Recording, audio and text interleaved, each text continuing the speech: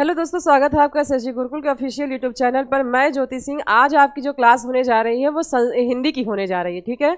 इससे पहले आप मेरे साथ सीडीपी पढ़ चुके हैं, संस्कृत भी पढ़ चुके हैं, और आज कोशिश है कि हिंदी की क्लास अच्छे से आप लोगों को करवाई जाए। और आज पहली क्लास है तो हम लोग बात करेंगे कहाँ से, बेसिक्स से, ठीक है। सबसे बेसिक तरीके से बात करेंगे। वर्णमाला ही सबसे पहले पढ़ी जाती है, आपको पता है, कई बार पढ़ा भी होगा आपने। तो आज फिर एक बार मेरे साथ पढ़ना है आपको, देखिएगा, हो सकता है कि बेटर लगे आपको, ठीक है। चलिए, कौन कौन आ गया है? गौरव कुमार जुड़ गए हैं, ऋषभ सिंह जुड़ गए हैं। गौरव कुमार हेलो बोल रहे हैं, हेलो, और गुड मॉर्निंग सबको, ठीक है। जल्दी से आइए, वीडियो को शेयर करिए, वीडियो को शेयर करिए, और ताकि जल्दी से बच्चे जुड़ सके। गुड मॉर्निंग सुनील जी, भगवान सिंह जी, गुड मॉर्निंग। सिद्धार्थ प्रजापति जुड़ गए हैं। आशना Chaudhary, good morning.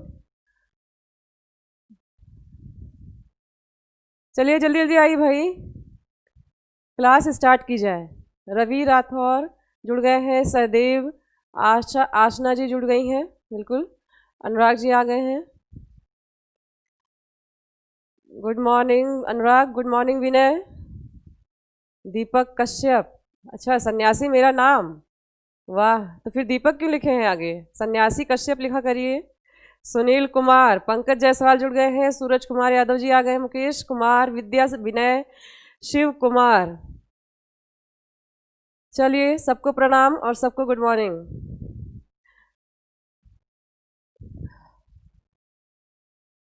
Good morning विद्या जी, विद्या विनय, अच्छा, एक नाम फीमेल और आगे का मेल, मतलब समझ में नहीं आया नाम। अनुराग, गुड मॉर्निंग अनुराग। चलिए, बच्चे आ रहे हैं, ठीक है, ठीक है। देखिए क्या पढ़ना है आज, हिंदी पढ़ेंगे आप लोग। काफ़ी डिमांड भी आ रही थी बच्चों की कि मैम हिंदी पढ़ाइए, यूपी पुलिस का या फिर यूपी ट्रिपल एससी का, और टेट सीटेट में तो उसकी ज़रूरत है ही है, ठीक है। तो हिंदी की क्लास भी अब चलेगी, आप लोगों की डेली चलेगी, यही टाइम होगा, ठीक है। तो रोज़ क्या करना है, लाइव आ जाना है। राहुल अंसारी पूछ रहे हैं साइकोलॉजी की क्लास इसके बाद होगी राहुल, जस्ट इसके बाद, ठीक है।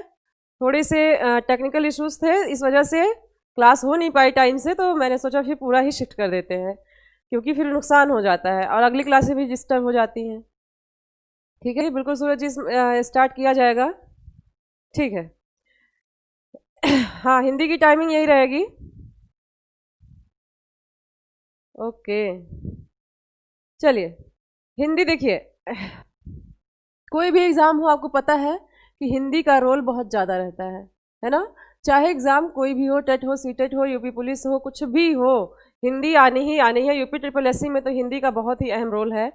तो उस यूपी ट्रिपल एससी के लेवल का आज नहीं शुरू किया जा सकता है, क्योंकि आज क्या है, पहली क्लास है, ठीक है। तो इसमें थोड़ा सा बेसिक्स चलेंगे, जानेंगे कि स्वर क्या होते हैं, व्यंजन क्या होते हैं, क्या वर्णमाला का क्रम है, ठीक है। तो क्लास शुरू की जाए, ठीक है। अब सबके कमेंट थोड़ा देर बाद पढ़े जाएंगे, तब तक देखते हैं हम लोग, क्लास शुरू करते हैं। देखिए, हिंदी का वर्ड जो वर्णमाला है, हिंदी में पढ़ना क्या है, वर्णमाला,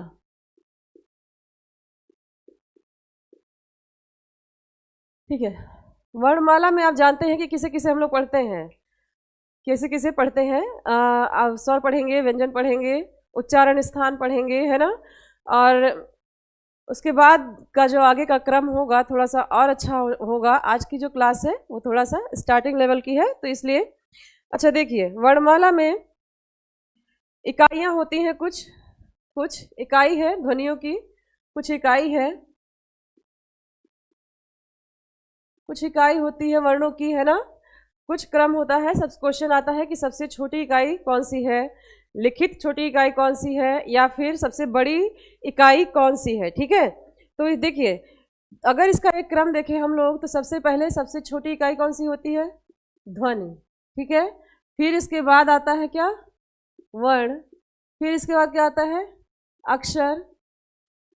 अक्षर जब मिलते हैं, कई अक्षर मिलते हैं, तो क्या बनता है, शब्द। और जब कई शब्द मिल जाते हैं तो क्या बनता है, वाक्य। ये आपको पता है, ठीक है, ये आपको पता है, जिसमें से अब ये तो ठीक है क्रम। ध्वनि क्या है? किसी भी तरीके की एक ध्वनि आप निकालिए और वो क्या कहलाएगी? एक इकाई कहलाएगी। क्योंकि जब हम लोग किसी से बात कर रहे होते हैं, कुछ नहीं बोल रहे थे, केवल हाँ हूँ कर रहे होते हैं, वो भी एक तरीके की भाषा है। ठीक है, सीडीपी में मैंने भाषा में आपको बताया है कि किसी भी तरीके की ध्वनि जिससे एक सार्थक अर्थ निकल जाए वो क्या कहलाती हैं? ध्वनियाँ कहलाती हैं। तो इसीलिए ध्वनि क्या होगी? सबसे छोटी इकाई होगी वर्णमाला की। क्या होगी?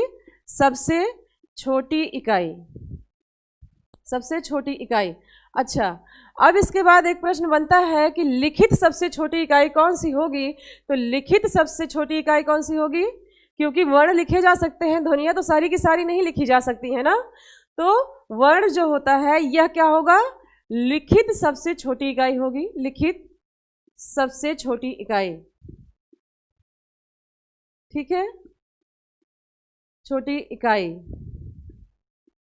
और शब्द को अगर हम लोग देखें, शब्द को क्या कह सकते हैं? देखिए, वर्ण वर्ण लिखित सबसे छोटी इकाई है। आप आ से अनार, आ से आम लिख सकते हैं, लेकिन उसके बाद क्या अगर हम लोग लिख दें एक वर्ण ये है, तो इसका क्या कोई सार्थक अर्थ निकलता है? आ से अनार भी हो सकता है, आ से अंगूर भी हो सकता है ना, आ से आम भी हो सकता है, बहुत चीजें हो सकती हैं।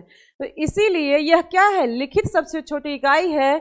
लेकिन अगर हम लोग सार्थक इकाई की बात करें, सबसे छोटी सार्थक इकाई कौन सी है? सबसे छोटी सार्थक इकाई। क्योंकि जब कई वर्ण मिलते हैं तो एक सार्थक शब्द बनता है जिसका केवल एक ही अर्थ हो रहा होता है। जैसे यहाँ पे अगर हम लिख दें जैसे हम लोग लिख दें पान, पान अगर लिखेंगे तो वर्ण में कैसे लिखा जाएगा? पा को तोड़ेंगे, आ हो जाएगा, फिर ये टूटेगा, फिर ना को भी तोड़ देंगे और इसमें क्या होगा? एक वर्ण, एक व्यंजन मिला होगा। तो ये क्या पान को हम लोग वर्ण में रख सकते हैं? नहीं ना। और पान का अर्थ केवल पान ही होगा और कोई अर्थ नहीं होगा। पान अपने आप में एक पूर्ण अर्थ है। इसलिए कहा जा सकता है कि सबसे छोटी सार्थक इकाई जो लिखित होगी, लिखित सार्थक इकाई कौन सी होगी? लिखित सार्थक इकाई आपका शब्द होगा। ठीक है, क्या है? शब्द है। और इसके बाद जब वाक्य है, ये कई शब्दों से मिलकर बनता है, यानी कि कई सार्थक शब्द इसमें जुड़े होते हैं। इसलिए ये क्या होगा? सबसे बड़ी इकाई होगी आपकी वर्णमाला की। सबसे बड़ी इकाई, सबसे बड़ी इकाई होगी ध्वनियों की। ठीक है, ठीक। तो इसलिए वर्णमाला का क्या होता है? वर्णों का अपना कोई निश्चित अर्थ नहीं होता है। ठीक है, वर्णों का क्या होता है? अपना कोई निश्चित अर्थ नहीं होता है। इसलिए इन्हें अधिकतर हम लोग क्या कहते हैं? स्वनिम भी कहते हैं। ठीक है, वर्णों का कोई निश्चित अपना अर्थ नहीं होता है। इंसान, अगर मैं कहूँ तो मैं आ से अनार भी कह सकती हूँ और आप आ से आम भी कह सकते हैं। ठीक है, तो इसलिए कहा जाता है कि अगर आ लिखा है, का लिखा है, तो एक कोई अर्थ तो होगा नहीं। तो इसका मतलब व्यक्ति अपने अपने तरीके से इनका अर्थ निकाल सकता है, या कई तरीके की चीजें हो सकती हैं। इसलिए इन्हें क्या कहा जाता है? स्वनिम भी कहा जाता है। ठीक है, स्वनिम कई बार यूपी ट्रिपल एससी में और कई बार जो है कई पेपर्स में पूछा जा चुका है। यूपी टेट में और सुपर टेट में भी क्वेश्चन आ चुका है। ठीक है, तो इसलिए ध्यान दीजिएगा। तो ये आपका रहा इकाई का चैप्टर। सबसे छोटी लिखित इकाई, सबसे छोटी इकाई कौन होगी? ध्वनि होगी। लेकिन यह क्या है? यह लिखा नहीं जा सकता। ये कैसी होती है? मौखिक। ये कैसी होती है? मौखिक। और उसके बाद ध्वनि, कई ध्वनियाँ मिलकर एक वर्ण का निर्माण करती हैं। किसी ध्वनियों से थोड़ा सा और हम लोग जब सार्थकता की ओर पहुँचते हैं तो एक वर्ण मिलता है। वर्ण क्या होता है? ये क्या होगा? इसे हम लोग लिख सकते हैं आ, क, ख, ग, अंगा, ज्ञा, सक। ठीक है, तो ये क्या होता है? ये लिखित सबसे छोटा इकाई है और जो शब्द है वो लिखित सार्थक इकाई है। ठीक है, और वाक्य क्या है? सबसे बड़ी इकाई है। ये तो आपको पता ही होगा। समझ में आ रहा है? जल्दी बताइए, समझ में आ रहा है कि नहीं? अभी फौजी कह रहे हैं कि मैम आज लेट हो गया, ड्यूटी था। ठीक है, कोई दिक्कत नहीं, अभी तो क्लास शुरू हुई है, अभी ही क्लास शुरू हुई है, बिल्कुल टेंशन मत लीजिए। हाँ, गौरव कुमार कह रहे हैं शब्द, बिल्कुल सही है। चलिए आगे बढ़ते हैं। देखिए, अगर अब हम लोग बात करें हिंदी वर्णमाला की, क्या बात करें? हिंदी वर्णमाला की। ये थी इकाइयाँ जिससे प्रश्न पूछे जाते हैं कि सबसे छोटी इकाई कौन सी है, सबसे बड़ी इकाई कौन सी है, कौन सार्थक है, कौन निरर्थक है। ठीक है, इस तरीके से। इसके बाद अब आते हैं वर्णमाला पे। हिंदी वर्णमाला अगर बात करें तो ये कितने भागों में बंटता होगा? कितने भागों में बंटता होगा वर्णमाला? हाँ, हिंदी वर्णमाला दो प्रकार के भेद आप भी जान रहे हैं, दो प्रकार के भेद हैं इसके, दो प्रकार के भेद हैं। दो प्रकार के भेदों में एक क्या होगा? स्वर होगा और दूसरा क्या होगा? व्यंजन होगा। ठीक है, स्वर और व्यंजन ये आपको पता है। ठीक है, तो स्वर या व्यंजन, वर्णमाला को आप जानते हैं कि वर्णों के एक व्यवस्थित समूह को क्या कहते हैं? वर्णमाला कहते हैं। उसकी परिभाषा याद करने की जरूरत नहीं है, वो आपसे पूछा भी नहीं जाएगा। ठीक है, बस आप जो मेन चीजें हैं उन पे ध्यान दीजिए। तो हिंदी वर्णमाला में वर्गों का निर्धारण, कुल वर्णमाला, कुल अगर हम लोग बात करें कि कितने प्रकार के कुल व्यंजन होते हैं या कितने वर्ण होते हैं, तो अगर हम लोग बात करें हिंदी वर्णमाला में वर्णों का निर्धारण कितने रूपों में हो सकता है? दो रूप में हो सकता है। अगर इसे समझना है पहले इसको देख लीजिए, स्वर और व्यंजन। स्वर और व्यंजन दो रूपों में बांटा जा सकता है। स्वर आपको पता है कि कितने होते हैं? कितने होते हैं? 13। लिख लीजिए, आ ई उ री ए ओ औ। ठीक है, इस तरीके से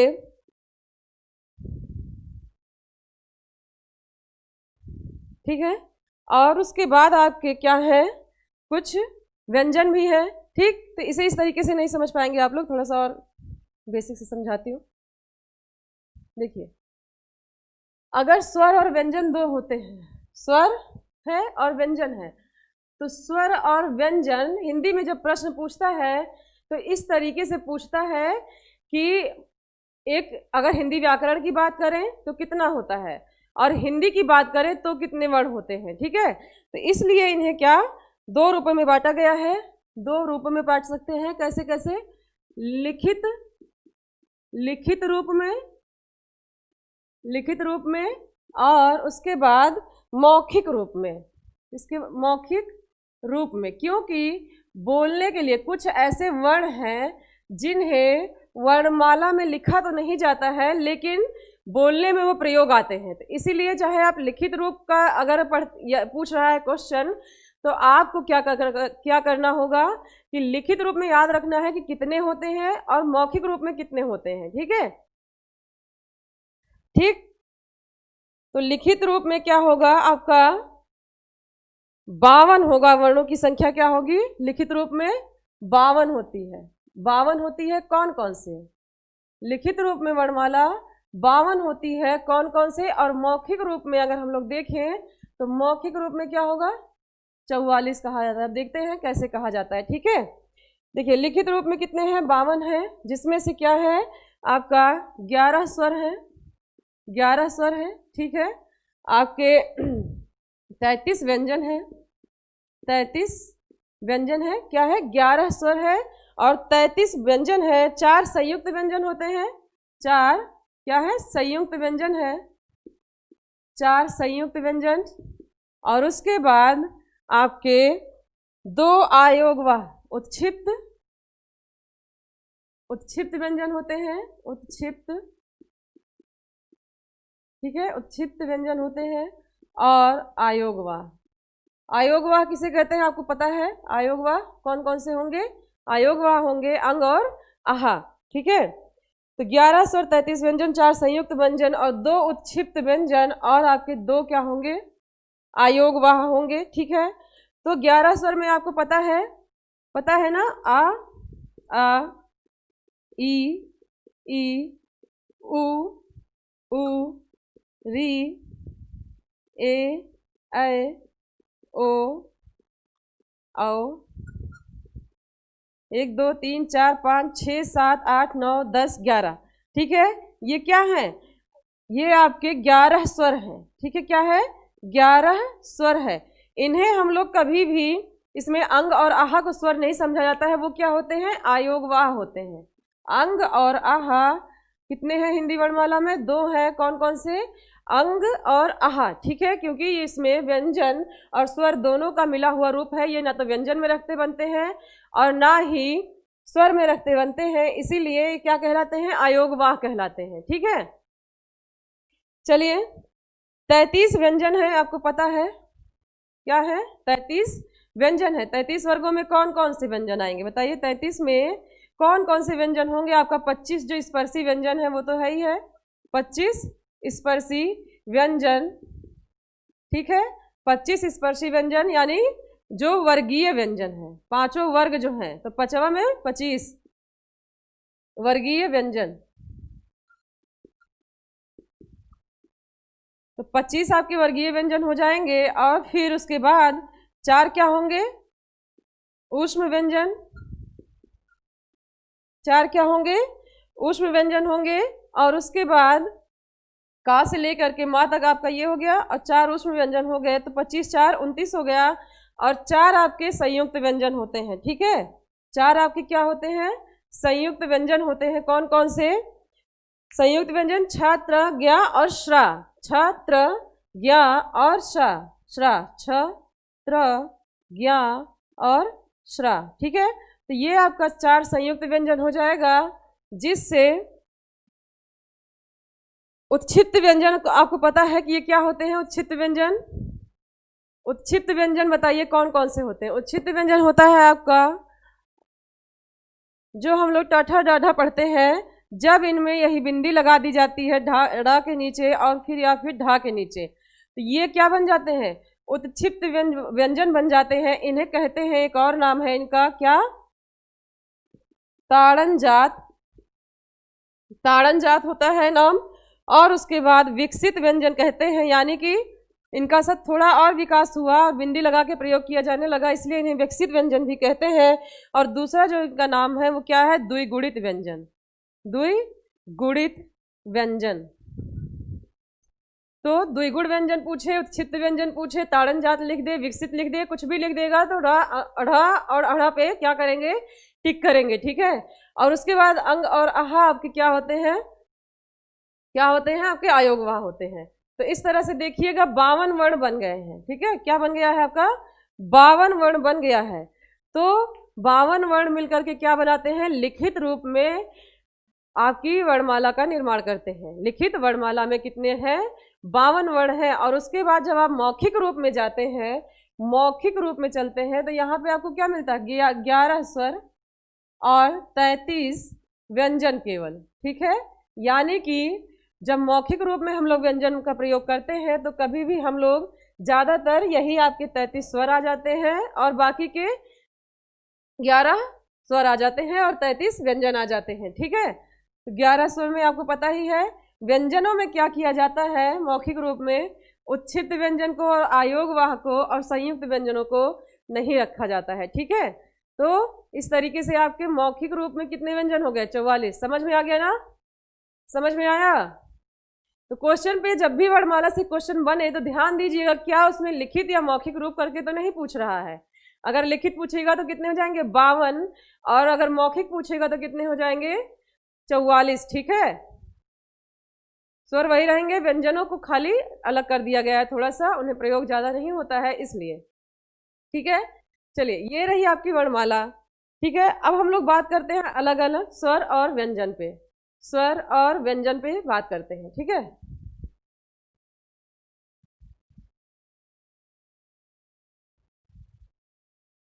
स्वर क्या है बताइए, स्वर क्या होते हैं, स्वर क्या होते हैं, स्वर क्या होते हैं, स्वर और व्यंजन। स्वर क्या हो सकते हैं बताइए,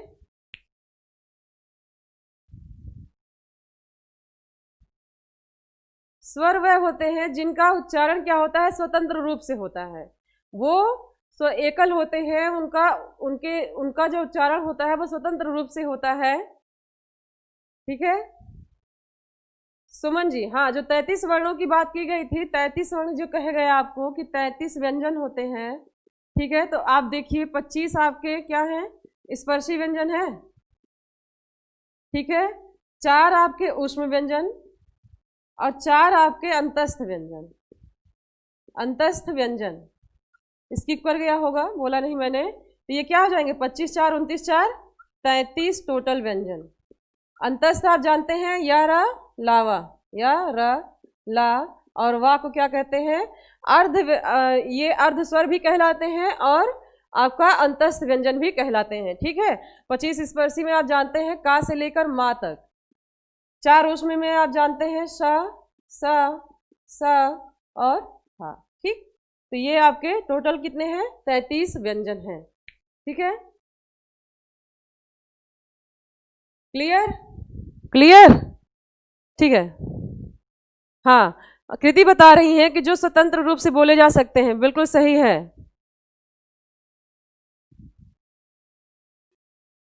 या ला रा वाह, वाह, बहुत अच्छा शॉर्टकट निकाला है गौरव जी ने, बहुत अच्छा शॉर्टकट निकाला है। सही है, बड़े क्रिएटिव माइंड बच्चे भी हैं हमारे यहाँ, है ना। ठीक है, अब अगर स्वरों की बात करें हम लोग, पहले स्वर को ही पढ़ना है। ठीक है, पहले क्या करना है, स्वर को पढ़ना है।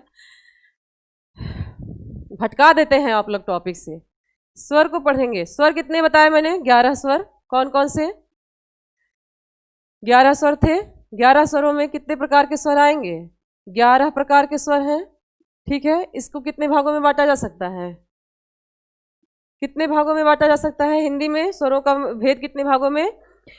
ह्रस्व स्वर और दीर्घ स्वर। ठीक है, ह्रस्व स्वर और दूसरा क्या होगा, दीर्घ स्वर। देखिए, जब आप हिंदी की वर्णमाला पढ़ते हैं तो आपको कहीं भी प्लुत नहीं लिखा मिलेगा। ठीक है, प्लुत वर्ण आपको लिखे नहीं मिलते हैं जल्दी। वो जो ओम शब्द है वो संस्कृत का माना जाता है, लेकिन केवल जानकारी के लिए, या कभी कभी टीचर्स उसे भी संस्कृत के वर्णों की भांति इसे भी बांट देते हैं। लेकिन हिंदी में अगर बात करता है कि हिंदी वर्णमाला में स्वर को कितने रूपों में बांटा गया है, तो केवल ह्रस्व स्वर और दीर्घ स्वर में बांटा गया है। ठीक है, प्लुत स्वर को बस आप एक नॉलेज के रूप में एक अलग माइंड में सेट करेंगे कि हाँ, जितने भी स्वर हैं वो क्या हो सकते हैं, प्लुत हो सकते हैं। अगर उनमें आयोग वाह लगा दिया जाए, ठीक है, तो वो क्या होंगे, अवग्रह अगर लगा दिया जाए तो प्लुत हो जाएगा। हाँ भगवान सिंह जी, प्लुत है, लेकिन अगर हम लोग बात करें कि मुख्य रूप से हिंदी वर्णमाला के स्वरों को कितने भागों में बांटा गया है, तो 2 में बांटा गया। अगर संस्कृत वर्णमाला के स्वरों को हम लोग बात करें तो वो क्या होंगे, 3 भागों में बांटे गए हैं। ठीक है, समझ में आया, क्लियर हुआ? प्लुत को जब भी वो पूछेगा तो अलग से कुछ पूछेगा, वो आपको अभी बता दिया जाएगा कि क्या होता है। हाँ, ह्रस्व स्वर और दीर्घ स्वर। ठीक है, तो जो ह्रस्व स्वर होते हैं ये क्या होते हैं, एक मात्रिक होते हैं, एक मात्रिक होते हैं। और जो दीर्घ स्वर होते हैं वे क्या होते हैं, द्विमात्रिक होते हैं। आपको पता है, ये पता तो होगा ही, इतने समझदार बच्चे हैं। ठीक है, तो इसलिए एक मात्रिक को अगर हम लोग देखें तो कौन कौन सा होता है?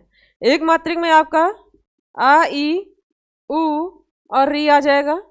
ठीक है, संस्कृत में बड़ी री का भी प्रयोग होता है, लेकिन हिंदी में क्या होता है, दीर्घ स्वर जो होते हैं 7 ही होते हैं, क्योंकि बड़ी री का प्रयोग हिंदी वर्णमाला में नहीं किया जाता है।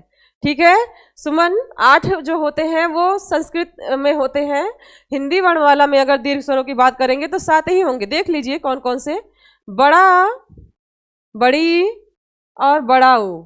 री का दीर्घ रूप हिंदी में नहीं चलता है, री का दीर्घ रूप हिंदी में नहीं चलता है। ठीक है, ये सारे कॉन्सेप्ट एकदम क्लियर रखिए। संस्कृत की थोड़ी सी अलग है और हिंदी की क्या है, थोड़ी सी अलग है। उसके बाद जो आपका ए, ऐ, ओ, औ, तो देखिए अंगहा तो आपका अयोगवा है, वो तो ना तो स्वर में रखा जा सकता है और ना ही व्यंजन में। तो ये कितने हो गए, 3 आपके ये हो गए, और 4 क्या हैं, संयुक्त व्यंजन है, या इन्हें हम लोग क्या कहते हैं, मिश्रित स्वर भी कहते हैं, संयुक्त स्वर कहते हैं। ठीक है, तो इसलिए जो आ, ई, उ है वो आपके क्या बनेंगे, आ प्लस आ मिलके क्या बनाते हैं, बड़ा आ, ई प्लस ई मिलके बड़ी ई, और उ प्लस उ मिलके क्या बनाते हैं, बड़ा उ बनाते हैं। ठीक है, यानी कि इसका एक और नाम अगर हम लोग देखें तो क्या हो सकता है, सजातीय स्वर है। ठीक है, 2 स्वरों से मिलते हैं लेकिन समान स्वर मिलकर के बनाते हैं, इसीलिए इससे क्वेश्चन बनता है कि हिंदी वर्णमाला में सजातीय स्वर कौन कौन से हैं। तो सजातीय स्वर कौन कौन सा है? बड़ा आ, बड़ी ई और बड़ा ऊ आपका क्या होगा? सजातीय स्वर होगा, या फिर दीर्घ स्वर कह ले या संयुक्त स्वर कह ले, ठीक है, क्योंकि दो स्वरों से मिलकर तो बना ही है। और उसके बाद जो आपका ए, ऐ, ओ और अ है, आपको पता है कि आ और ई, छोटी ई मिलकर ए बनाते हैं, आ और बड़ी ई मिलके ऐ बनाते हैं, आ और छोटा ऊ मिलके ओ बनाते हैं, और आ और बड़ा ऊ मिलके औ बनाते हैं, ठीक है। यानी कि दो स्वरों से मिलके तो बन रहा है, लेकिन दोनों ही क्या है? विजातीय स्वर हैं। दोनों क्या है? विजातीय स्वर हैं, यानी कि एक प्रकार के स्वरों से नहीं मिलके बन रहा है, ये क्या है? विजातीय स्वर है। इसीलिए इसे हम लोग क्या कहते हैं कि हिंदी वर्णमाला में 4 विजातीय स्वर हैं। विजातीय का अर्थ ही है कि जो अपनी जाति से मिलकर ना बना हो, ठीक है। तो स्वर में याद रखिएगा कि दीर्घ स्वर को क्या कहते हैं? संयुक्त स्वर भी कहा जाता है, चाहे इसे भी संयुक्त स्वर कह सकते हैं आप, इसे भी। तो ये भी क्वेश्चन आ चुका है कि हिंदी वर्णमाला में संयुक्त स्वर कितने हैं? संयुक्त स्वर कितने हैं? तो हिंदी वर्णमाला में संयुक्त स्वर कितने हैं? 7। और जो आपका मूल स्वर होता है यही आपका हिरिस्व स्वर कहलाता है। तो ये आपके 4 क्या हैं? मूल स्वर हैं, मूल स्वर हैं, ठीक। Clear? All student do like, share and subscribe. Okay, SHG Gurukul से मैसेज आ रहा है। यादव जी कह रहे हैं कि मैम आप बहुत अच्छा पढ़ाती हैं, ठीक है। थैंक यू यादव जी, ठीक है, बिल्कुल क्लियर रखिएगा, ठीक।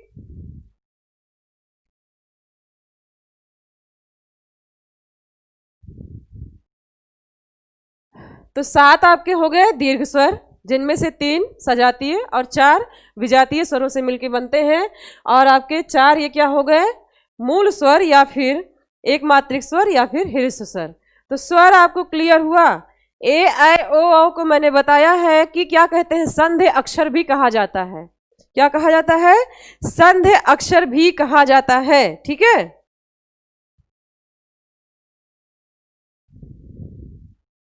अगर हम लोग संस्कृत की बात करते हैं तो ये वहां पे केवल आ, ई, उ, री, यहाँ री का छोटा मात्रा, छोटा वाला री प्रयोग होता है, लेकिन यहाँ पे इसका दीर्घ नहीं प्रयोग होता है हिंदी वर्णमाला में, इसीलिए उन्हें स्थान नहीं दिया गया है, इसीलिए 7 है, ठीक है। क्लियर? चलिए आगे बढ़िए। थोड़ा सा और टेक्निकल तरीके से अगर इसे समझा जाए, थोड़ा सा और टेक्निकल तरीके से समझे, आज वर्णमाला क्लियर हो जाएगी। आज के बाद कभी जब कोई पूछेगा कि दीर्घ स्वर कितने होते हैं तो आप 8 नहीं बोलेंगे, आप उनसे ये क्लियर करिएगा कि पहले क्वेश्चन सही पूछिए, हिंदी की पूछ रहे हैं कि संस्कृत की पूछ रहे हैं, ठीक है। तो हिंदी में 7 होंगे और संस्कृत में 8 होंगे। और मूल स्वर हिंदी में भी आ, ई, उ, री, वहां पे देखिए मूल स्वर कितने होते थे? 5। री को भी रखा जाता था, ठीक है, लेकिन हिंदी में री को नहीं रखा जाता है क्योंकि उसका प्रयोग नहीं है, इसलिए 4 मूल स्वर हैं आपके। और संस्कृत में क्या है? 5 आपके मूल स्वरों की संख्या थी, ठीक। इसीलिए हिंदी की क्लास भी करनी है और संस्कृत की क्लास भी करते रहना है, ठीक है। चलिए देखिए, अगर अब हम लोग बात करें आ, ई, उ, री और आ, ई, उ, री, ठीक है। देखिए जैसे एक क्वेश्चन बनने लगा है आजकल, ट्रेंड में है कि कौन से ऐसे स्वर है, निम्नलिखित में से कौन सा स्वर है जिसका दीर्घ रूप नहीं बनता है, ठीक, जिनका हिरिस्व रूप नहीं बनता है, और जिनका ये इस तरीके का क्वेश्चन आना शुरू हो गया है, ठीक है। तो जो आपके आ, ई, उ, री हैं, आ, ई, उ, री है, ठीक है। आपको पता है कि आ का दीर्घ बनता है बड़ा आ, और बड़ी ई और बड़ा उ बनता है, ठीक है। और री का भी री बनता है, भले ही हम प्रयोग में नहीं लाते हैं, लेकिन ये जानते हैं कि री की बड़ी री बनेगी। तो ये क्या है? ये 4 के चारों ऐसे हैं कि जिनका हिरिस्व रूप बन जाता है, ठीक है। इनका क्या होता है? दीर्घ रूप बनता है, दीर्घ रूप बन जाएगा, ठीक है। दीर्घ रूप इनका बनेगा और प्लुत रूप भी बन जाएगा। हिरिस्व स्वरों को चाहे तो आप प्लुत रूप दे दें, चाहे तो दीर्घ रूप दे दें, ये क्या करेगा? दोनों प्रॉपर्टीज में फिट हो जाएगा, ठीक है, चेंज हो करके। अब इसी के नीचे अगर हम लोग हलंत लगा दें तो ये क्या हो जाएगा, प्लुत स्वर बन जाएगा, क्योंकि जितने भी स्वर हैं वो क्या हो सकते हैं, वो प्लुत हो सकते हैं। ठीक है, जितने भी स्वर हैं वो प्लुत हो सकते हैं अगर उनके साथ जो है ओम, ये जो 3 की मात्रा होती है वो लिख दिया जाए। ठीक है, ये लिख दें या फिर ऐसा कर दें, तो ये क्या होगा, प्लुत स्वर भी बन जाएगा। ठीक है, अगर आप खींच के बोलते हैं किसी चीज को, यानी कि क्या हो रहा है, उनका प्लुत रूप प्रयोग किया जा रहा है। ठीक है,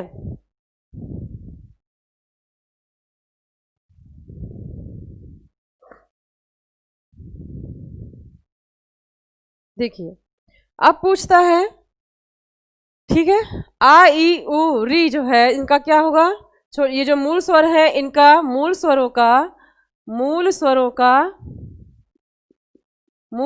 का दीर्घ और प्लुत दोनों रूप, दीर्घ और प्लुत दोनों रूपों में चेंज किया जा सकता है, दोनों रूपों में बदला जा सकता है।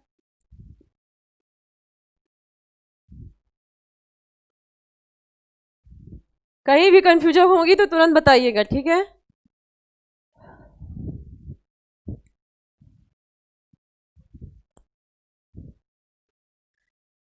कहीं भी कंफ्यूजन होगी तो तुरंत बताइएगा। देखिए क्या कह रही हूं मैं, कि जो मूल स्वर होते हैं इन्हें दीर्घ और प्लुत दोनों रूपों में बदला जा सकता है, यानी कि जब दीर्घ करेंगे तो बड़ा आ कर देंगे, बड़ी ई कर देंगे, बड़ा ऊ भी इसका है, आप देख रहे हैं वर्णमाला में इसका रूप लिखा हुआ है, और बड़ी री का भी बन जाता है। और जब इसे हम लोग चाहेंगे तो क्या करेंगे, प्लुत में भी चेंज कर लेंगे, प्लुत में भी चेंज कर लेंगे। जैसे मान लीजिए आ के बाद अवग्रह लगा दिया जाए, ठीक है, ऊ के बाद अगर अवग्रह लगा दिया जाए, ऊ आप खींचते रहिए आधा घंटा ऊ, तो क्या होगा, आपका प्लुत भी बन जाएगा। ठीक है, इसी तरीके से फिर क्वेश्चन ये बनता है कि निम्नलिखित में से कौन से ऐसी वर्ण है, ये कौन से वर्ण है जिनका ह्रस्व नहीं बनता है, जिनका क्या होता है, ह्रस्व नहीं बनता है।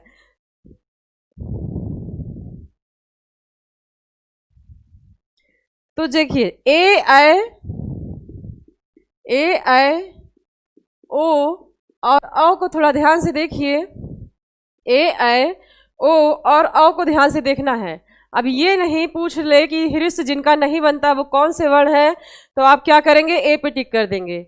ये क्या है, एक दीर्घ स्वर ही है। ठीक है, दो स्वरों से मिलकर बना है। ठीक, तो इसका क्या होगा, ये अपने दीर्घ रूप में जाएगा कि नहीं, ये नहीं जाएगा, इसका दीर्घ नहीं, ह्रस्व रूप में क्या आप ए को चेंज कर सकते हैं, नहीं ना।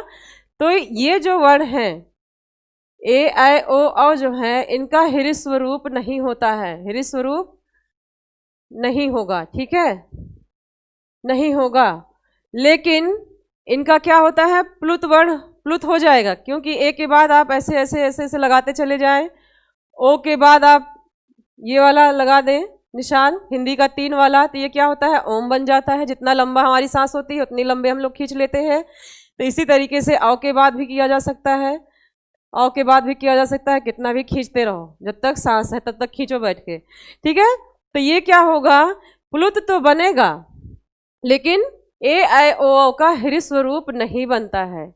ठीक, तो क्लियर हुआ कॉन्सेप्ट, जो बताना चाह रही थी वो समझ में आया। कि क्वेश्चन आते क्या है कि निम्नलिखित में से कौन सा वर्ण है जिसका ह्रस्व और प्लुत दोनों बन सकता है, तो क्या हो जाएगा, मूल स्वर हो जाएंगे आपके, मूल स्वरों का ह्रस्व और प्लुत दोनों हो सकता है, लेकिन जो दीर्घ स्वर है उनका ह्रस्व नहीं होगा, हाँ उनका प्लुत अवश्य हो सकता है। ठीक है, क्लियर, डन बोलिए।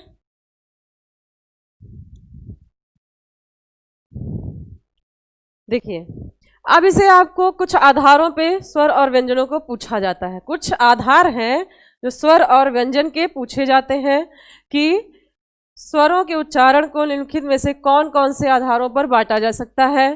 ठीक है, स्वर पढ़ रहे हैं हम लोग, क्या पढ़ रहे हैं, स्वर। ठीक है, तो स्वर के जो उच्चारण स्थान है, ठीक है, स्वर के स्वरों को स्वरों को निम्न प्रकार विभाजित किया जा सकता है, विभाजित किया जा सकता है।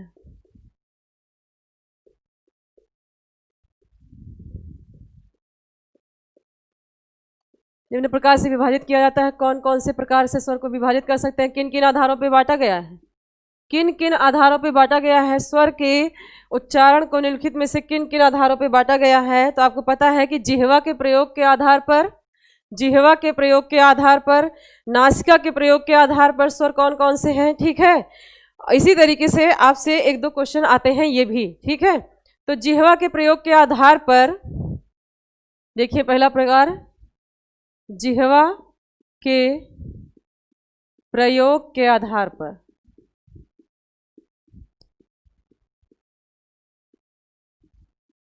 ठीक है।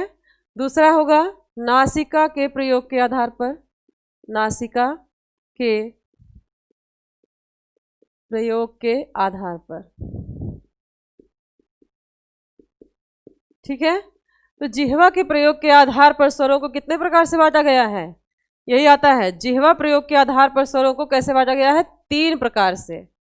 3 प्रकार से स्वरों का प्रयोग हम लोग जिह्वा से करते हैं। इसका अर्थ ये है कि जीभ कहाँ कहाँ कैसे कैसे। इंद्रसेन यादव पूछ रहे हैं क्या डेली लगता है क्लास?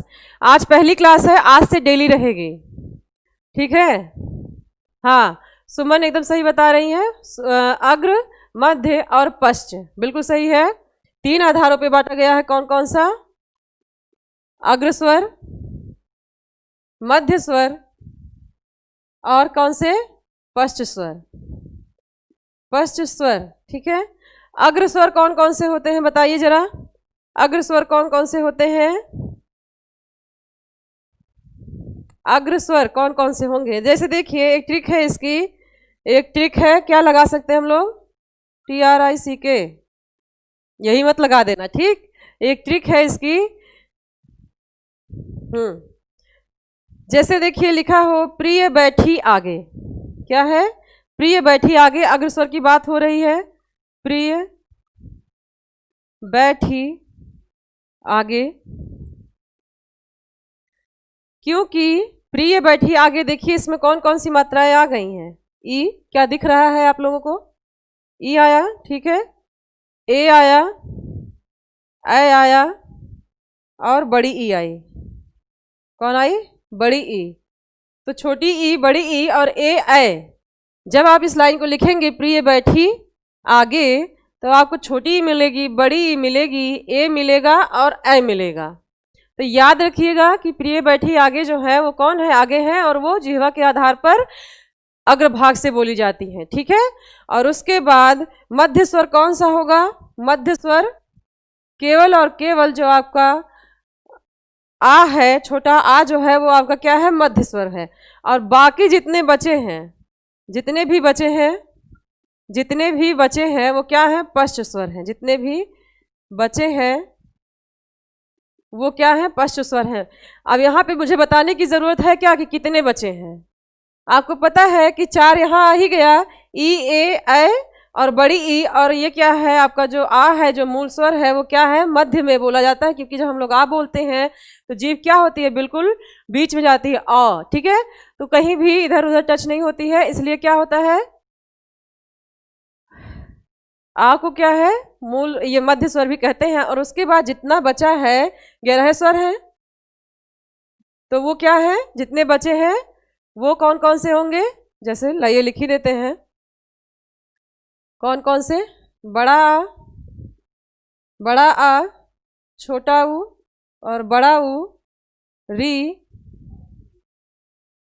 री, ए, इसमें है ओ और औ, ठीक। तो ये आपको रटने की जरूरत नहीं है, ये आपको याद नहीं करने की जरूरत है कि पश्च स्वर कौन कौन से हैं, बिल्कुल याद नहीं करना है, ठीक है। आप बस इतना याद रखिए कि प्रिय बैठी आगे, यानी कि 4 जो है ई, ए, वो क्या है? अग्र हैं। और बीच में एक आ है जो कि मूल स्वर है, यानी मध्य स्वर है। और एक जितने उसके बाद बचेंगे वो क्या होंगे? पश्च स्वर होंगे। तो रटिया, ये याद हो गया? फिर देखिए, नासिका के प्रयोग के आधार पर स्वरों को पूछा जाता है। नासिका के प्रयोग के आधार पर स्वर को पूछा जाता है तो कितने भागों में बांट सकते हैं? कितने भागों में बांट सकते हैं? एरो देख के समझ में आ गया होगा। शिवम यादव, क्या पूछा था आपने? फर्स्ट आ बड़ा आ छोटा ऊ बड़ा ऊ ओ और औ। हाँ बिल्कुल सही है।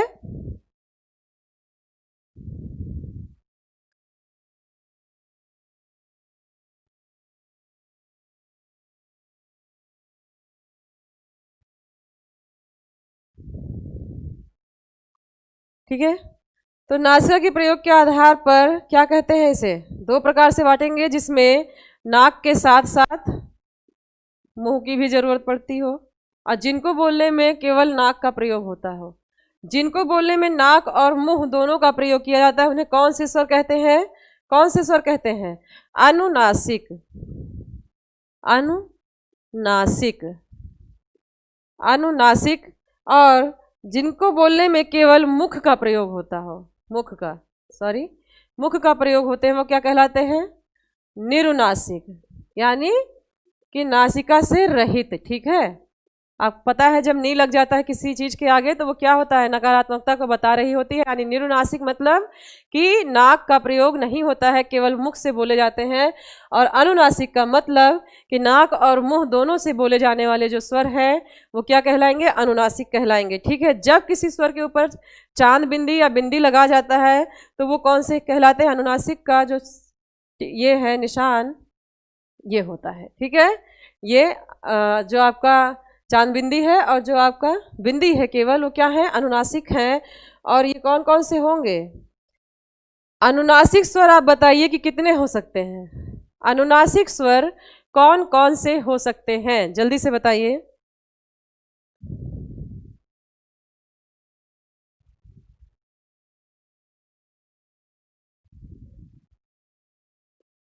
मैम शुभांशु सर कब पढ़ाते हैं?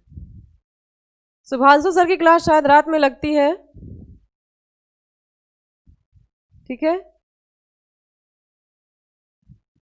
देखिए अनुनासिक स्वर जो होते हैं, किसी भी स्वर के ऊपर अगर आप चांद बिंदी या बिंदी लगा दे तो वो क्या बन जाएगा?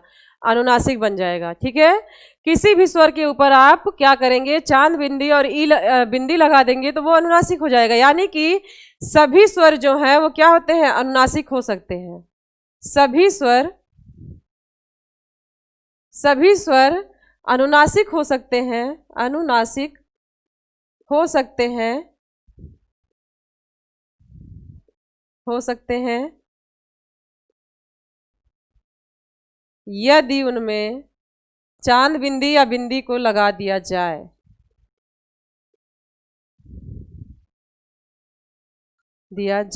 देखिए जैसे आप जब छोटा आ लिखते हैं बिंदी लगाते हैं, बन जाता है क्या? अनुस्वार। ई के ऊपर भी बिंदी लगती है। ठीक है, बड़ी ई के ऊपर भी बिंदी लगा दीजिए। ठीक, ऊ के ऊपर चांद बिंदी लग जाएगी। कोई इसका कंडीशन नहीं है कि ऊ के ऊपर नहीं लगता, ई के ऊपर नहीं लगता, या फिर बड़ी ई के ऊपर नहीं लगता। ठीक है, तो ये क्या होगा? आपका जितने भी स्वर हैं वो क्या हो सकते हैं? अनुनासिक हो सकते हैं। ठीक, और आपके जो पांचों पंचमाक्षर हैं, यानी अंगा, आड़ा, इया, ना और मा, आपको पता है कि नाक का प्रयोग तो उनमें होता है, लेकिन साथ ही साथ अपने वर्ग का जो उच्चारण स्थान है उसके साथ भी प्रयोग होता है। जैसे अकु विसर्जनीय नाम कंठा है, मान लीजिए, तो आ जो का वर्ग होगा, का से लेके अंगा तक, वो सारे के सारे कहाँ से आएंगे? गले से आएंगे। लेकिन जब हम लोग अंग बोलते हैं तो मुंह के साथ साथ नाक का भी प्रयोग होता है। ठीक है, तो वो कितना होगा? तो वो किस में आ जाएगा? आपका इसमें आएगा अनुनासिक में। कंडीशन फॉलो हो रही है कि नाक से तो बोला ही जाता है, और साथ ही साथ जब का वर्ग कह दिया गया है कि मुंह से गले से आवाज आती है, तो इसका अर्थ ये है कि अंगा, इया, आड़ा, ना, मा जो है वो अपने वर्गीय स्थानों और तथा नाक के द्वारा उच्चारण होता है। तो इसलिए सभी पंचमाक्षर भी क्या हो सकते हैं? पंचमाक्षर को क्या हो सकते हैं? अनुनासिक हो सकते हैं, अनुनासिक हो सकते हैं। ठीक है, सभी पंचमाक्षर और सभी स्वर, कोई भी स्वर जिसमें आप बिंदी लगा देंगे वो क्या हो जाएगा? अनुनासिक बन जाएगा। ठीक है, और उसके बाद अनुस्वार तो आपका है ही है। ठीक है, अनुस्वार भी क्या है? अनुनासिक है। अनुनासिक है। ठीक है, थोड़ा सा यहाँ कंजस्टेड हो रहा है लिखने में, अभी मैं क्लियर तरीके से लिख दूंगी तो आप लोग स्क्रीनशॉट ले लीजिएगा। और उसके बाद केवल मुख से अगर कहें,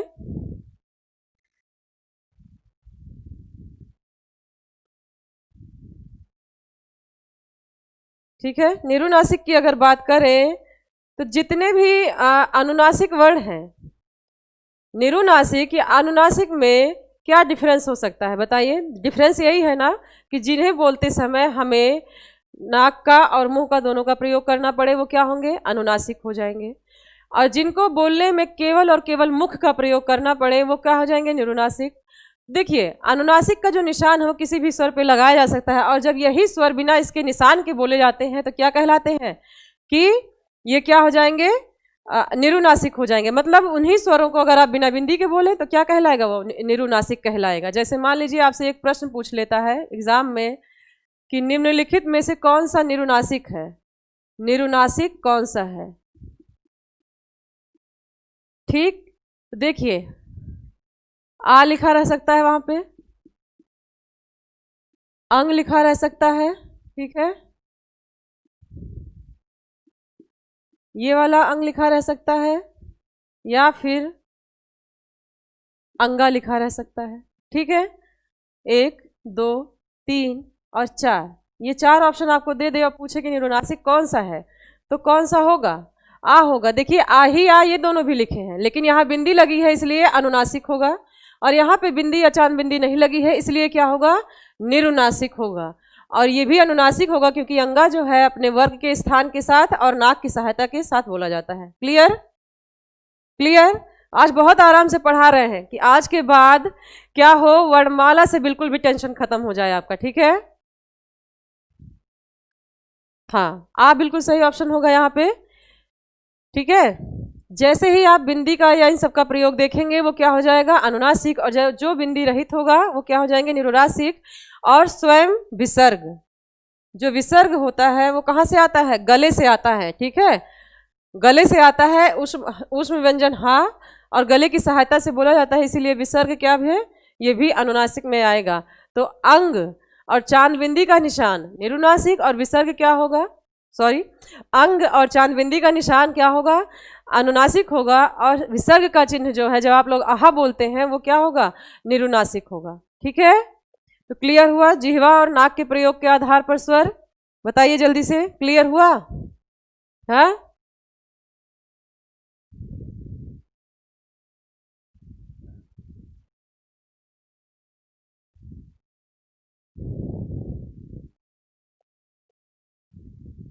ठीक है। इसके बाद पूछा जाता है क्वेश्चन आपसे किससे? समवृत स्वर, विवृत स्वर, अर्ध समवृत स्वर और अर्ध विवृत स्वर कौन है? क्या आप लोगों को पता है?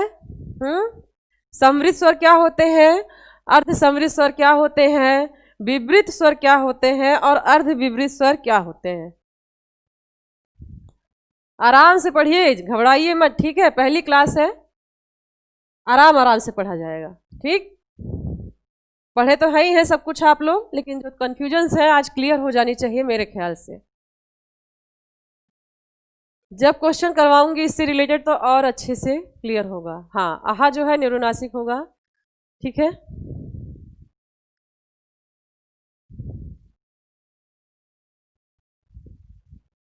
ठीक है। अब आपसे पूछता है कि समवृत स्वर कौन से हैं, विवृत स्वर कौन से हैं? कौन कौन सा? समवृत स्वर, अर्ध समवृत स्वर, अर्ध समवृत स्वर। ठीक है, फिर पूछता है विवृत स्वर और अर्ध विवृत स्वर, अर्ध विवृत स्वर।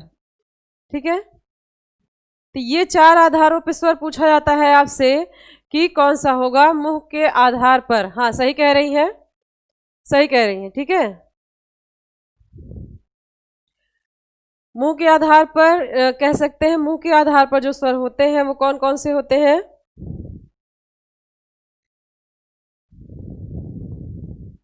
हाँ, मुंह के खुलने के आधार पर क्या होगा? यही होंगे अर्ध अर्ध, ये आपका समवृत, अर्ध समवृत, विवृत और अर्ध विवृत। ठीक है, अभिषेक सिंह जुड़ चुके हैं हमारे साथ। चलिए अभिषेक सिंह पढ़ाई करिए, काफ़ी अच्छा लग रहा है, बच्चे आ रहे हैं क्लास में। ठीक है, गुड मॉर्निंग अभिषेक। बस बस कितना गुड मॉर्निंग लिखेंगे?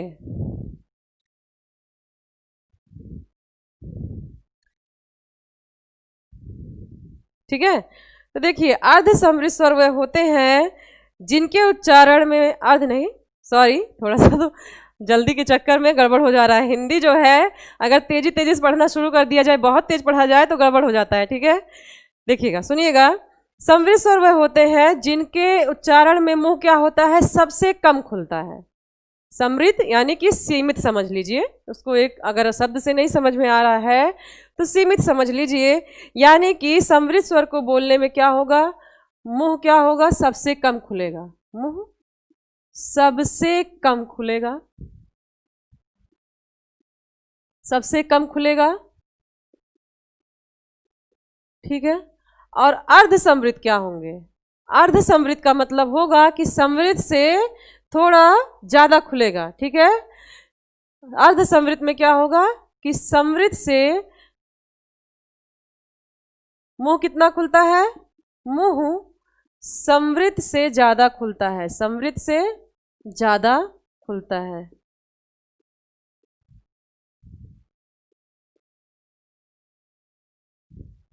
ठीक है, फिर विपरीत स्वर आपके होंगे जिनके उच्चारण में मुंह सबसे ज्यादा खुलेगा। हाँ विजय सिंह, डेली क्लास होगी। जिनके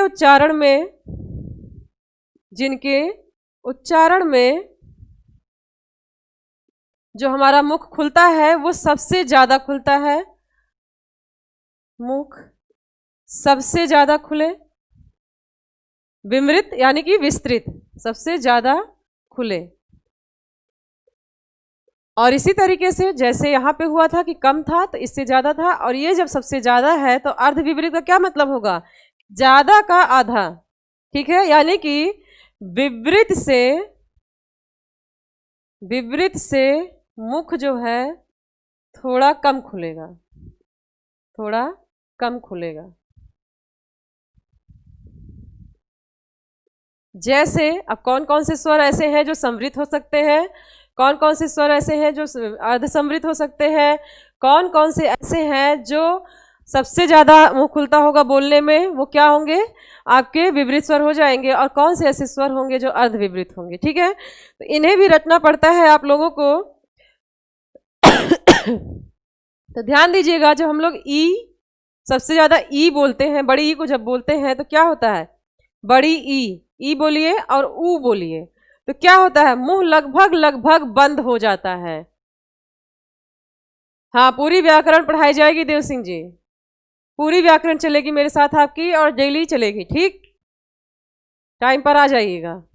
ठीक है, तो समृद्ध स्वर देखिए जब हम लोग ई बोलते हैं या फिर ऊ बोलते हैं, जैसे कि बड़ी ई बोलिए या बड़ा ऊ बोलिए तो क्या होता है, होंठ लगभग क्या होता है, बंद हो जाता है। ठीक है, मुंह क्या होता है, लगभग बंद हो जाता है, मुंह खुलता नहीं है। इसलिए क्या होगा, ई और ऊ बोलने में क्या हो रहा है, मुंह सबसे कम खुल रहा है। ठीक है, हल्का सा मुंह खुलता है केवल। और उसके बाद जब आप लोग ई और ऊ बोलते हैं तो क्या होता है, ई और ऊ बोलते हैं तो क्या होता है, समृद्ध से थोड़ा सा ज्यादा मुंह खुलता है, समृद्ध से थोड़ा सा ज्यादा मुंह खुलता है। इसीलिए छोटी ई और उ जो है ये झटके से बोले जाते हैं, आपको पता है, ई उ। ठीक, तो और जब ई ऊ बोलते हैं तो मुंह सबसे ज्यादा बंद हो जाता है। ठीक, यही डिफरेंस है दोनों में। ठीक है, राकेश कुमार हर हर महादेव बोल रहे हैं, हर हर महादेव राकेश जी। हाँ फ्री में ही है अभी क्लास, अभी तो फ्री है। ठीक है, कोई स्पेशल बैच बनेगा तो वहां पे पेमेंट आपको करनी होगी। हाँ बिल्कुल फ्री है। उसके बाद विपरीत स्वर पे आइए। विपरीत स्वर कौन कौन से हो सकते हैं, विपरीत स्वर हो सकते हैं जैसे बड़ा आ, ए और औ। ठीक, बड़ा आ, आए, औ, ये क्या है, सबसे ज्यादा मुंह खुल रहा है। क्या हो रहा है, सबसे ज्यादा मुंह खुल रहा है, बड़ा आ, ए, औ। क्या हो रहा है, मुंह सबसे ज्यादा खुल रहा है, ऐ है। ठीक है, तो ये क्या है, विवृत स्वर है, यानी कि मुंह का जो फैलाव है वो क्या हो जा रहा है, विस्तृत हो जा रहा है। और अर्ध विवृत क्या होगा कि विस्तृत से थोड़ा सा कम, विस्तृत से थोड़ा सा कम। तो ये कौन सा हो जाएगा, बचा कितना, बचा कितना, ए ओ, ए ओ और औ, ठीक है, ए ओ और ये औ बोला जाता है वो। तो ये क्या होंगे, इनको बोलने में मुंह क्या होगा, विवृत से थोड़ा सा, हाँ संस्कृत में तो बहुत ही पूछा जाता है क्वेश्चन, हिंदी में भी आता है, ठीक है, तो बहुत ही इंपॉर्टेंट है, वेरी इंपॉर्टेंट। और ये आधार कौन सा है इसका, इसका आधार कहलाएगा मुंह के खुलने के आधार पर, मुंह के खुलने के आधार पर, मुंह के खुलने के आधार पर कितने प्रकार के, चार प्रकार के, चार प्रकार के, ठीक है। तो बिल्कुल ये याद हो गया। समृत में कौन कौन सा आएगा, समृत और अर्ध समृत में अपने ही समान स्वर आएंगे, यानी कि बड़ा ई और बड़ा ऊ क्या होगा, समृत में आएगा, और समृत से थोड़ा सा ज्यादा मुंह जिसमें खुलेगा वो क्या होगा, ई और ऊ, ठीक है, क्लियर।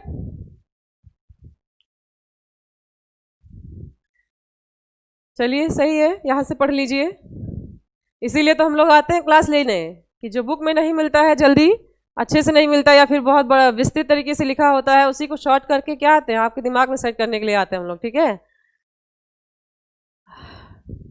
ठीक है विजय जी, क्लास को ज्वाइन किए रहिए, धीरे धीरे और अच्छा आपको लगेगा मेरे ख्याल से, ठीक है। इसके बाद चलिए आगे।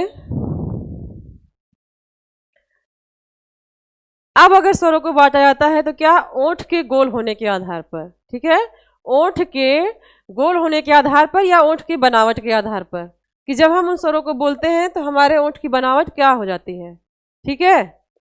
तो क्या होता है, ओंठ के गोल के होने के आधार पर कितने तरीके की क्लास वो होंगी, बंटवारा, ये क्लियर हुआ, ये क्लियर हुआ।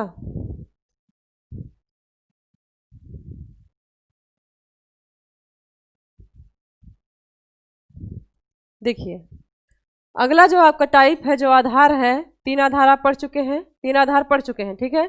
अगला आधार कौन सा है, होंठ के, ठीक है, होंठ के गोल होने के आधार पर,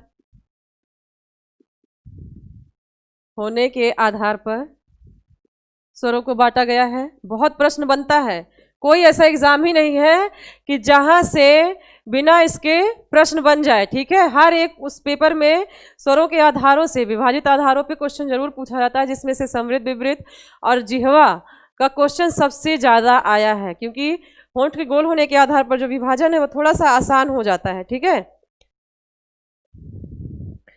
तो दो प्रकार के तरीके से इसे भी बांटा गया है, दो तरीके से, कौन कौन सा तरीके से,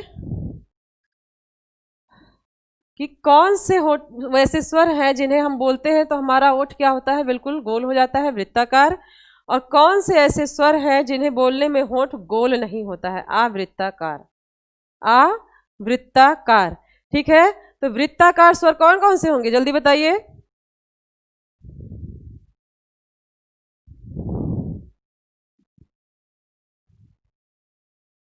विजय सिंह आपको बताएंगे हम बुक का नेम कल वाली क्लास में, ठीक है।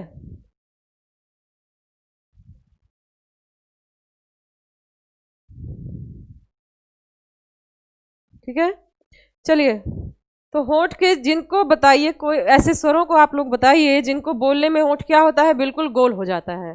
कौन कौन से हो सकते हैं, उ उ, उ उ, ओ औ, उ उ ओ औ, और कौन सा, औ, यानी ये जो आगत स्वर है आपका, ठीक है। ये हिंदी का नहीं है, ये इंग्लिश से आया हुआ है। जैसे हम लोग कॉफी, टॉफी, कॉपी ये सब बोलते हैं ना, तो अ आता है ना निकल के, तो ये क्या है, ये जो आपका अ आगत स्वर है, ये भी इसमें आएगा। आगत स्वर जो है वो भी वृत्ताकार स्वरों में आता है, ठीक है। उसके बाद आवृत्ताकार स्वर है। आवृत्ताकार स्वर में कौन कौन से स्वर आएंगे, आवृत्ताकार में छोटा आ बड़ा आ, छोटी ई बड़ी ई, छोटा आ बड़ा आ, छोटी ई बड़ी ई, और कौन सा आ जाएगा, ए और ए, ठीक है, ए और ऐ। तो ये हुआ आपके होंठ की बनावट के आधार पर। ओके, समझ में आ रहा है? कॉन्सेप्ट क्लियर है? ठीक है, बुक लेने की ज़्यादा ज़रूरत ही नहीं होगी अगर आप लोग यहाँ पे क्लास डेली करेंगे। ठीक है, क्योंकि बुक्स में बहुत बड़े बड़े चीज़ें लिखी होती है और थोड़ा सा बोरिंग भी होती हैं बुक्स। तो आपको मैं कल कोई अच्छी बुक का नाम बता देती हूँ, देख लेती हूँ कि सबसे बेस्ट कौन सा होगा। वैसे ज़्यादा ज़रूरत नहीं है बुक लेने की, जितना अभी तक लिए होंगे वही काफ़ी है। ठीक है, फारसी स्वर नहीं है, ये अंग्रेजी का स्वर है। ठीक है, अंग्रेजी से आया हुआ है। ठीक, और जो है वो अंग्रेजी से आया हुआ है। तो निरुनासिक अनुनासिक हो चुका, 4 प्रकार हम लोग पढ़ चुके। कौन कौन से? होंठ की गोलाई के आधार पर, ठीक, जिह्वा के आधार पर स्वरों का विभाजन पढ़ चुके हैं, और नासिका और नासिका के आधार पर पढ़ चुके हैं। ठीक है, तो इस तरीके से आपका स्वर कंप्लीट हुआ। स्वर कंप्लीट हुआ। अब आपको देखना है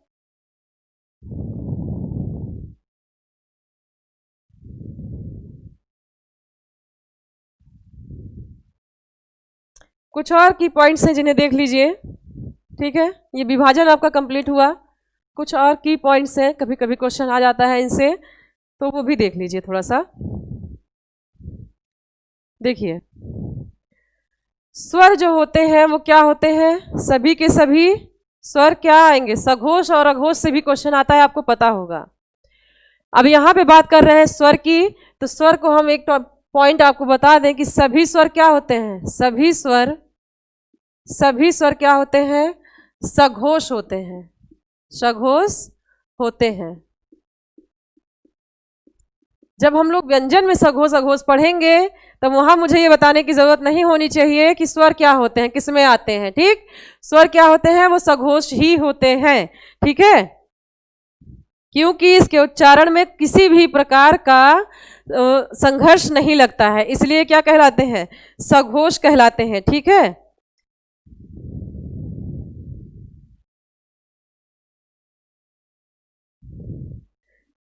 स्वतंत्र रूप से उच्चारण होता है इसलिए, ठीक है, कोई कंपन वगैरह नहीं उत्पन्न होता है, इसलिए सभी स्वर क्या होंगे? सघोष, या फिर इसी को कभी कभी घोष लिख देता है। ठीक, क्या लिख देता है? घोष। तो स्वरों का ये आपको पूरा होना चाहिए। और आगत स्वर क्या है? आगत स्वर हिंदी में एक ही है। कभी कभी क्वेश्चन पूछ लेता है कि हिंदी में आगत स्वर कितने हैं? आगत स्वर कितने हैं? आगत स्वर कितने हैं? तो अभी मैंने आपको बताया कौन सा है? अ। ठीक है, कौन सा है? एक है। ठीक है, एक है, वो है कौन सा? अ। जैसे हम लोग डॉक्टर बोलते हैं, डॉक्टर,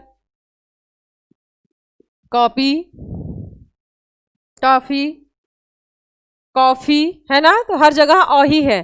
तो आगत स्वर, ये आगत इसलिए कहलाता है क्योंकि ये हिंदी का नहीं है। कहाँ से आया हुआ है? अंग्रेजी से है, अंग्रेजी से आया हुआ है, अंग्रेजी से आया है, इसलिए क्या कहलाता है? आगत स्वर कहलाता है। और उसके बाद एक और अगर हम लोग पॉइंट देखें कि आयोगवाह किसे कहते हैं? अंग और आहा को कहते हैं, आपको पता है। आयोगवाह बता चुकी हूं, लेकिन एक जगह नोट कर लीजिए तो ज्यादा अच्छा होगा। आयोगवाह कौन से है? अंग और आहा। ठीक है, अंग और आहा से नहीं समझ में आएगा ज्यादा अच्छे तरीके से। देखिए, समझा जा सकता है इसे अनुस्वार, अनुस्वार और विसर्ग से, अनुस्वार और विसर्ग से। ये क्या है? आयोगवाह है। ठीक है, आयोगवाह कौन कौन से हो गए आपके? जो आपका अंग है, और ये अंग आहा आप लोग पढ़ते हैं ना, तो वो क्या होंगे आपके? विसर्ग, ये जो कहलाएंगे ये अनुस्वार कहलाएंगे। और विसर्ग जो है आपका, उसका उच्चार हा की भांति स्वतंत्र तरीके से होता है, इसीलिए क्या कहलाएगा वो? आयोगवाह। आयोगवाह आपका दो हैं। ठीक है, दो तरीके के आयोगवाह होंगे। तो आज की क्लास मुझे लगता है क्लियर हुआ होगा। मजा आया कि नहीं? मजा आया कि नहीं बताइए सब लोग। समझ में आ गया ना सब कुछ? सुपर टेट का बैच शुरू होगा, काम चल रहा है उस पर, जल्द ही स्टार्ट हो जाएगा सुपर टेट का बैच। राहुल जी, कोई निर्धारित तिथि नहीं है, इस वजह से बताया नहीं जा सकता है, लेकिन हाँ जल्दी ही स्टार्ट होगा। ठीक है, तो आपको वर्णमाला और स्वर आज कंप्लीट हो गया है। कल से कहाँ पढ़ना है? व्यंजन पढ़ना है। ठीक है, कल से क्या क्या पढ़ना है? व्यंजन। तो व्यंजनों को हम लोग देखेंगे कल, और जो भी कंफ्यूजन होगा मुझे उम्मीद है कि पूरी की पूरी कंफ्यूजन आपकी वहाँ पे दूर हो जाएगी। ठीक, तो चलिए वीडियो को लाइक और शेयर करते रहा करिए, खुद ही देख के ना बंद कर दिया करिए, और भी लोगों को मौका दीजिए। ठीक है, तो बिल्कुल वीडियो को शेयर कर दीजिएगा आज की वीडियो को बहुत अच्छे तरीके से। और अगली क्लास आपकी मेरे ही साथ साइकोलॉजी की होने जा रही है, तो जो बच्चों को ज़रूरत है, जो पढ़ते हैं, वो आ सकते हैं वहाँ पे। ठीक है, 5 मिनट का गैप ले लीजिए, थोड़ा सा रेस्ट कीजिए, पानी वानी पीजिए, फिर आइए 5 मिनट में। ठीक है, चलिए वीडियो को लाइक शेयर कमेंट करना ना भूलिएगा। धन्यवाद।